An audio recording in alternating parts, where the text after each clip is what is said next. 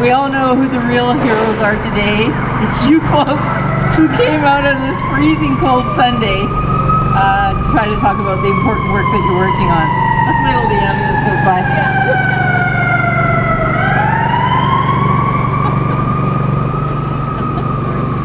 Okay, I'm going to say it right here.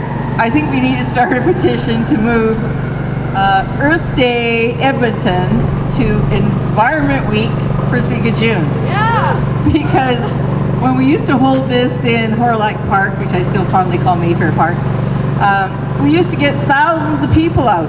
And then climate change came, and now we have the miserably cold end of April.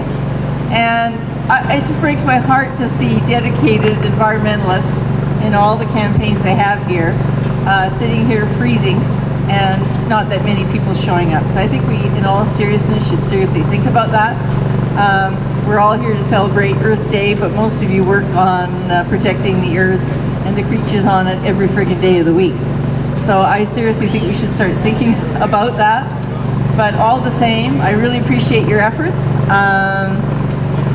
I, of course, have retabled my Environmental Bill of Rights, and why is that important? And I was thinking today, I get to make a statement in the House of Commons again in a couple of weeks. And the one issue that just keeps coming up and never goes away is the denial of a voice to concerned Canadians, concerned Albertans, concerned Edmontonians to have a voice in decisions that impact the environment.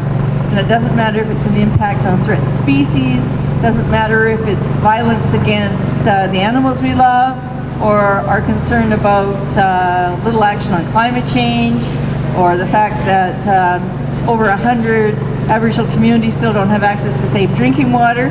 It doesn't matter what that issue was. Increasingly, in this province and in this city and federally, we are being denied a voice in the decisions that were made. I went down yesterday to the beautiful demonstration accompanied by music to save the footbridge. Well, why are people standing on the footbridge? Because they feel that they have not had a voice in how we develop our LRT, which is good for the environment, but make sure we don't impact our precious river valley. We got the same issue where Stephen Harper took away Canadians' rights to have a voice in energy projects that proceed. And we've also had an erosion under the Conservatives here in Alberta of the rights of Indigenous people, farmers, communities to have a voice in energy projects here.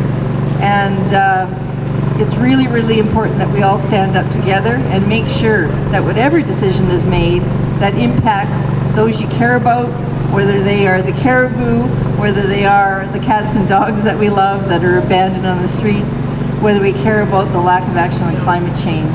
I want to fight to make sure that everybody's given a voice, which is why I've tabled my Environmental Bill of Rights again. And I will soon, Erica, start a campaign. Every once in a while, somebody sends me a beautiful letter saying, yes, yes, the minister must pass an Environmental Bill of Rights, hold the government accountable.